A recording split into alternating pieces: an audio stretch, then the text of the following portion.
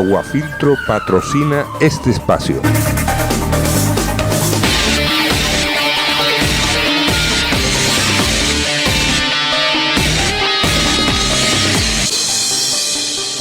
Iter Criminis, por Pedro Sánchez.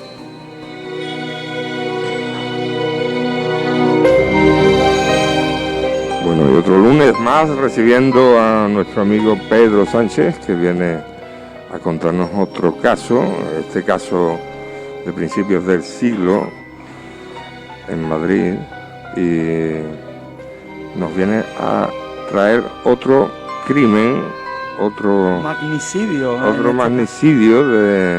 ocurrido en España. ¿Cómo estás, Pedro? Muy buenas tardes.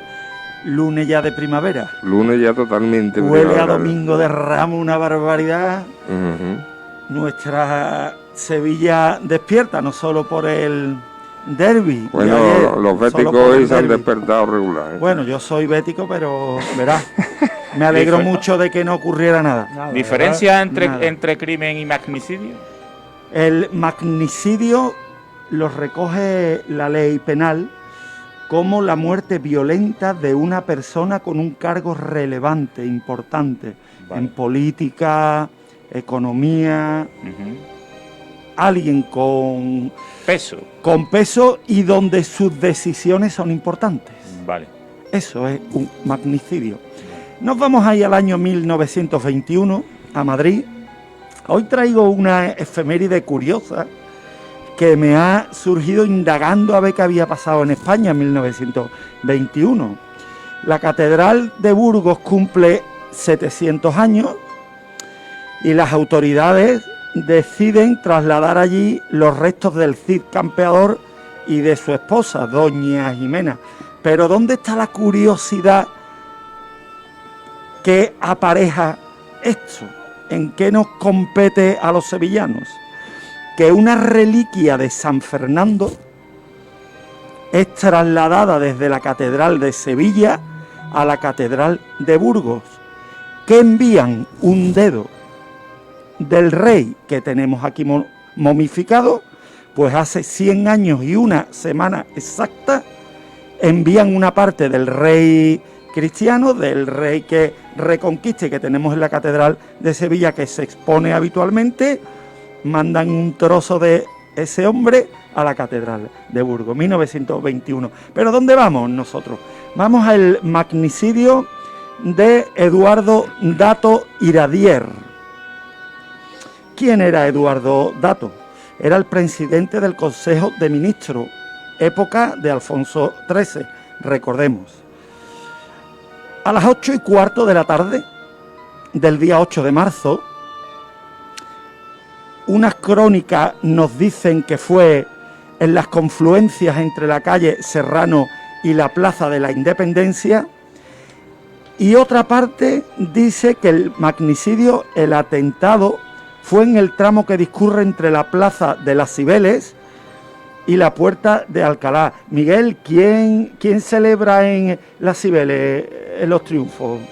El Real Madrid. Tú que eres futbolero. Bueno, pues la Cibeles Real Madrid y el Neptuno lo Atlético de bueno, Madrid. pues otras crónicas nos dicen que entre las Cibeles y la Puerta de Alcalá, Sí. 3 anarquistas a bordo de una moto con sidecar disparan a Eduardo Dato, siendo el presidente del gobierno. Sí, señor. ¿Quién fue Eduardo Dato? Eduardo Dato fue el presidente del Consejo de Ministros, como ya hemos dicho. En lo que me compete a mí directamente, fue el fundador de la Escuela de Criminología de Madrid.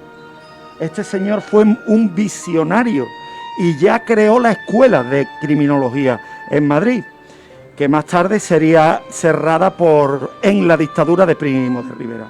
Este hombre fue un abogado y político español muy reconocido y, como hemos dicho, presidente del Consejo de Ministros durante el periodo de la Restauración.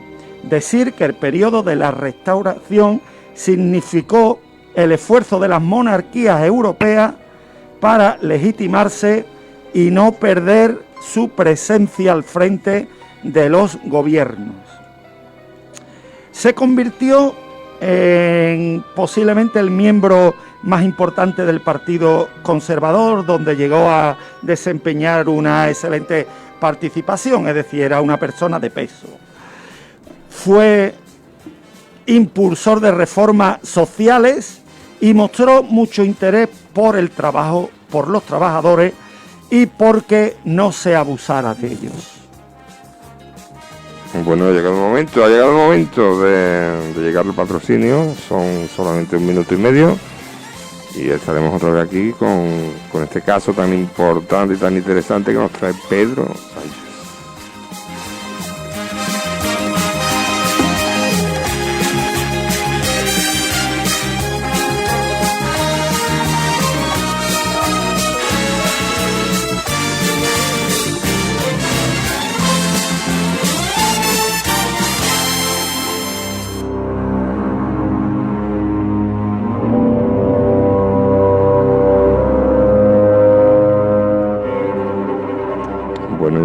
Volvemos con Pedro, que nos sigue contando. Decíamos que Eduardo Dato era un político, un servidor público, impulsor de las reformas sociales y que mostró desde siempre mucho interés por el trabajo femenino infantil. A él se le atribuye la fundación, además de la primera escuela de criminología en España, la fundación del Ministerio de Trabajo con el que se enfocó en trabajar en los accidentes laborales que tenían por aquellos entonces los trabajadores. ¿Dónde tiene él su primer malentendido? ¿Dónde empieza él a estar en la picota de los demás? Cuando llega la Primera Guerra Mundial. Cuando llega la primera década mundial, allí por la década de 1914, él dice que España no va a entrar en la Primera Guerra Mundial, ¿por qué no? Pero no va a entrar ni para bien ni para mal, es decir, yo no voy a mandar tropas, pero tampoco me voy a lucrar de lo que la guerra dé. ¿Qué pasa? Que ahí empieza inquina contra él, porque evitó los negocios que da la guerra. Tiempo después tuvo que afrontar nuevos retos relacionados con revueltas populares. En la ciudad de Barcelona se presentaron una serie de protestas violentas, otra vez por conflictos laborales entre los patronos y los obreros.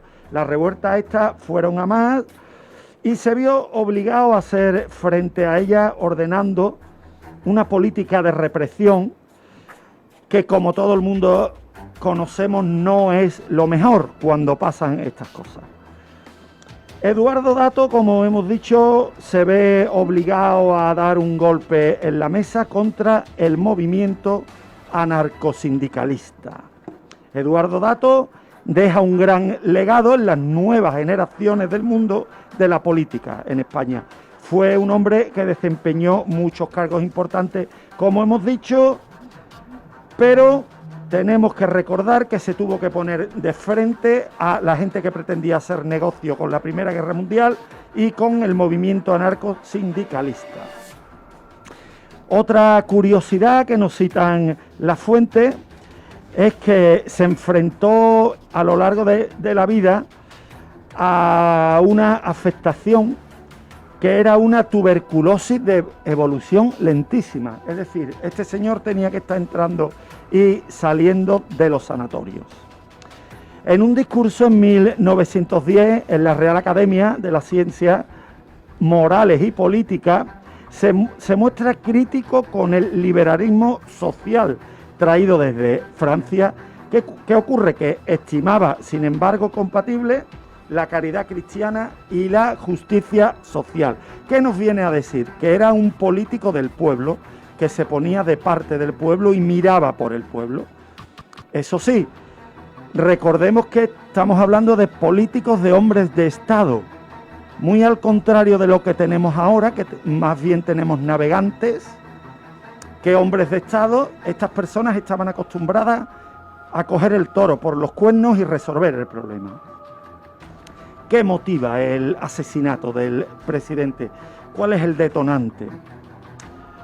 Mientras se mantuvo al frente de la presidencia, Eduardo Dato, ya hemos dicho que se puso de cara a los problemas pero sobre todo la clase obrera de Barcelona empezó a entender que había que quitar a alguien importante de en medio, que no se resolvía aquello, y mandan a 3 terroristas, anarquistas, digamos, a sueldo, cobraban. Ahora vamos a entrar un poco más en profundidad a Madrid, porque prueban con uno de los hombres de confianza del presidente, logran asesinarlo, logran quitar de en medio a quien Dato manda allí a intentar por las buenas y hablando acabar con las revueltas, pero deciden acabar con este interlocutor válido. Ante una acción siempre hay una reacción. El presidente del gobierno decide ir a la mayor. ¿Qué es ir a la mayor? Como ve que la violencia se apodera de las calles de Barcelona, decide tirar de un militar, decide tirar de un general y lo pone al cargo de la gobernación civil de Barcelona. Decide que Severiano Martínez Anido se tiene que ir allí porque era un hombre que era partidario de las acciones drásticas. Él prefería meter mano en la calle de manera violenta y de manera represiva a el entendimiento entre las partes. Ya había habido muertes de personas importantes, el presidente se ve obligado a mandar a un militar que lo único que consigue es mover todavía más el avispero. Pero Pedro, perdona, yo lo que considero que si en aquellos días Eduardo Dato estaba en el centro de la diana del anarquismo, se respiraba la posibilidad de que sufriera un atentado. Sí.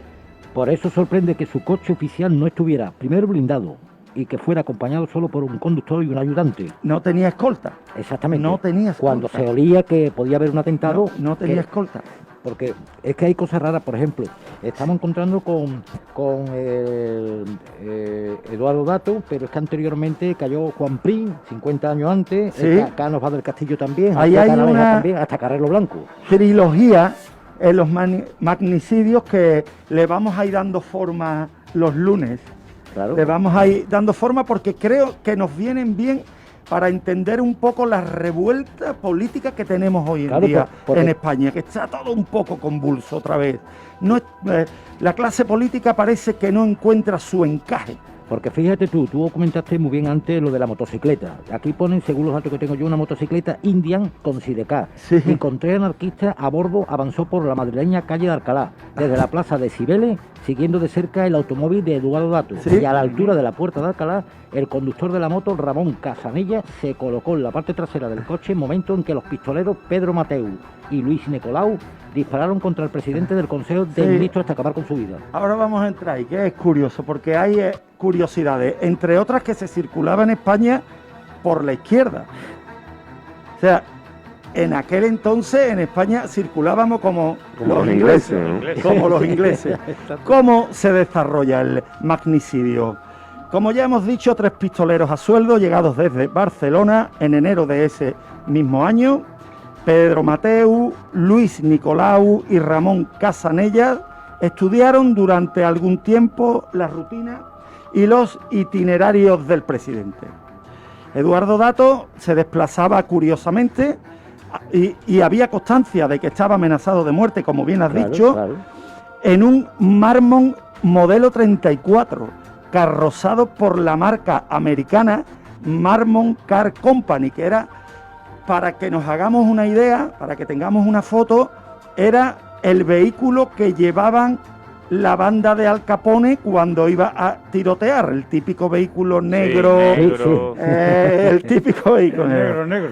Como ya hemos dicho, se circulaba por la izquierda. Los 3 anarquistas a bordo de una moto con sidecar, en principio eran 4, pero uno decide no participar, se quita de en medio. El día 8 de marzo, como hemos dicho, 8:15 de la tarde, comienzan a seguirlo. le disparan desde detrás a escaso 30 o 40 centímetros del vehículo en al menos 20 ocasiones. De esas 20 disparos impactan en el vehículo 18. De esos 18, 3 alcanzan al presidente, 2 en la cabeza y otro en la espalda. Lo trasladan herido de muerte, no muere en el instante, pero en la casa de socorro se certifica la muerte. Uno de los asesinos, Pedro Mateu, vincula el atentado con la política represiva emprendida por el gobierno del presidente y viene a decir la siguiente cuestión: yo no disparé contra Dato, a quien ni siquiera yo conocía, sino contra un presidente que autorizó la más cruel y sanguinaria de las leyes, la ley de fuga.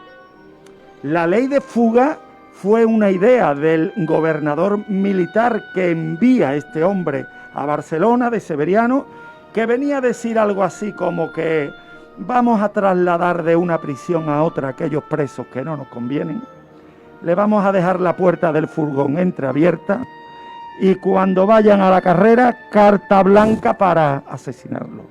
Eso era la ley de fuga. Pero a Manuel Bueno, del diario Pueblo, el 23 de diciembre de 1967, con el único superviviente del atentado que le costó la vida al 8 de marzo al general, aquella pistola, dijo textualmente, aquella pistola mataba un buey a 500 metros de distancia. Sí. Por eso cuando vacié el cargador de mi Mauser calibre 7.65 a bocajarro, ya sabía que la descarga era mortal de necesidad, que Dato iba a pasar a mejor vida.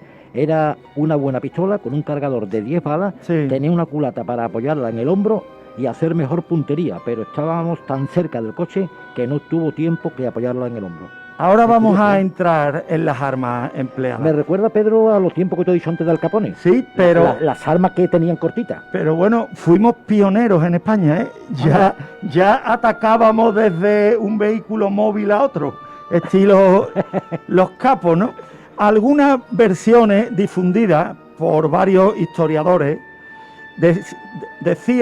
llegaron a la conclusión que Eduardo Dato fue asesinado ante la imposibilidad de atentar contra el militar, ya que él sí que guardaba mucha reserva, cambiaba los itinerarios, llevaba escolta armada, escolta que iba por delante, ojo avisor. Entonces tenían que ir a por alguien y deciden ir a por el presidente, que era presa fácil. Incluso dice que en los baños de hombres del hipódromo de Madrid hubo una pintada, un graffiti, donde ponía: presidente Eduardo Dato, vamos a por ti, tienes los días contados. Pero yo te pregunto, Pedro, porque no lo sé, ¿por qué los altos cargos siempre tiran por el mismo sitio? Porque eso pasó por Carrero Blanco, sabía que pasaba por allí a esa hora. ¿Por qué no cambian el sitio? Porque piensan que no va a pasar nada, porque no son totalmente conscientes de la situación. Sabían lo de Carrero Blanco y a cada hora pasa el coche andando. Tendrían que tener un buen guardaespaldas como la película El guardaespaldas. Esa es buena que le dice siempre pregunta. No, suena un poquito como, por ejemplo, de que cuando yo voy a algún sitio determinado, tiro por distintos sitios. A lo mejor mi mujer dice, ¿por qué no tira por el otro lado? Y yo le digo de broma, por si me intentan matar, no saben por dónde. Sí, es verdad, ¿eh? Mira, es verdad que las personas somos animales de costumbre. Sí, señor. Nos cuesta variar. Pero tanto la seguridad, eso... Pero yo esto lo compruebo en mis viajes. Yo de vez en cuando viajo a Sudamérica y he tenido oportunidad, de hablar con políticos importantes, políticos en la oposición importantes, gente de negocio importante, ¿no? Y entre otras cosas me dicen que allí la mayoría de los países no tienen un servicio de información, de espías. No hay una contravigilancia. La contravigilancia, personalidad, tiene su equipo de seguridad. Saben que va a haber alguien controlando eso, pero a su vez hay una contravigilancia de quien me vigila. España, primer cuarto del siglo XX, estaba inmersa en cambios sociales, en evolución, y todavía eso como que costaba. costaba un poco. También me acuerdo, Pedro, cuando le pusieron la bomba que estalló cuando Aznar. Sí, claro. Por el mismo Voy a sitio, avanzar un siempre, poco porque perfecto. las armas que emplea son curiosas. Hay que decir que son pistolas modificadas para que tengan al menos 3 puntos de apoyo: hombro, brazo y antebrazo. ¿Qué ganamos con un arma modificada, con una pistola, con un culatín, donde tiene 3 puntos de apoyo? Ganamos equilibrio, puntería. Un punto de apoyo, temblamos. 2 puntos de apoyo, con las 2 manos aguantamos el temblique. Y el tercer punto de apoyo en el hombro fijamos. ¿Qué más tenían estas armas? Habían sido modificadas. La bala, el cartucho, había sido cargado con más gramos de pólvora. Y la punta del cartucho, el proyectil, era blindado. ¿Qué gana un proyectil blindado con más carga de pólvora? Que la chapa del vehículo la atravesaba como un cuchillo por la mañana la mantequilla. Tanto era así que a una de las pistolas la denominaban la sindicalista. Curioso, por su potencia de disparo, el calibre empleado, que era un calibre de guerra, eran armas de guerra. A esas armas solo tenían acceso los militares, la policía y la Guardia Civil. Nos va diciendo que hubo detrás una especie de complot. A este hombre había que quitarlo de en medio. Otro dato importante al respecto es la ausencia de un informe médico forense. Ya existía la medicina forense, ya existía el Instituto de Medicina Legal, ya existían las autopsias por muertes violentas y no se hizo. Solo se tiene constancia porque la sentencia que los condena primero a muerte, después a cadena perpetua y después se quedan en libertad, que es curioso, Pero curioso que... te dice por dónde entran los proyectiles. Es más, los condenan a muerte, como hemos dicho, los rebajan a cadena perpetua, pero el cabecilla del grupo anarquista lo meten en la prisión de Valencia y al poco tiempo le dan la libertad y lo sacan a hombros como un torero por la Puerta del Príncipe. Increíble, Sí, totalmente. increíble, o sea, uno se marcha a Rusia, donde allí se cambia incluso el nombre, le encuentran siempre mucho dinero encima, van en un vehículo moderno para la época, como era una potente motocicleta con sidecar. Además tienen armas muy en condiciones y viven 3 meses en Madrid, mantenidos. Cuando los detienen y los registran, llevaban billetes de 1000 pelas encima, billetes de 1000 pesetas de la época. Hombre, el coche que llevaba Eduardo Dato, pone aquí que costaba 5.100 pesetas, que son Fíjate. 30 euros con 60 céntimos de hoy en día, madre mía, y era un supercoche, pues fíjate. Hemos dicho que los condenan, ponen tierra de por medio cuando los ponen en libertad. Uno de ellos se cambia el nombre y se puso Sergei Ivanovich. Viene a España con ideas comunistas revolucionarias y este sí se articula el Estado para fusilarlo. Otro muere en un accidente de circulación, era un poco cabeza loca, llevaba moto, se estrella contra otro vehículo, pero el cabecilla murió con 80 años en Francia, Fíjate. gozando de propiedades en Europa como un pequeño burgués, Anda. y fue sacado en hombro, como hemos dicho, después de asesinar a todo un presidente del gobierno. Por eso, ¿Y eso cómo se come, Pedro? porque los españoles tenemos que tener mucho cuidado con todo lo que hacemos, lo que decimos. Ser un político en España no es fácil. Gobernar en España no es fácil. Quitan a todo un presidente del gobierno que, como hemos visto, y cuentan, incluso estuvo en el Tribunal de La Haya. O sea, era una persona muy formada, reconocido. Crea las primeras leyes para favorecer cuando los trabajadores tenían un accidente. Mira por la mujer trabajadora. Por aquellos entonces el trabajo infantil estaba permitido pero este hombre empieza a ponerle coto. Los niños no pueden trabajar más de 5 horas, los niños no pueden vivir ni dormir donde trabaja. Esto lo hace este hombre. Y lo quitan de en medio. ¿Recordáis qué pasó con Aníbal González? Que era igual de cercano a los trabajadores. Menos mal que con Aníbal no lo consiguieron. Fíjate qué curioso, porque declaró Mateu que cuando tenía 14 años su familia se trasladó a Barcelona.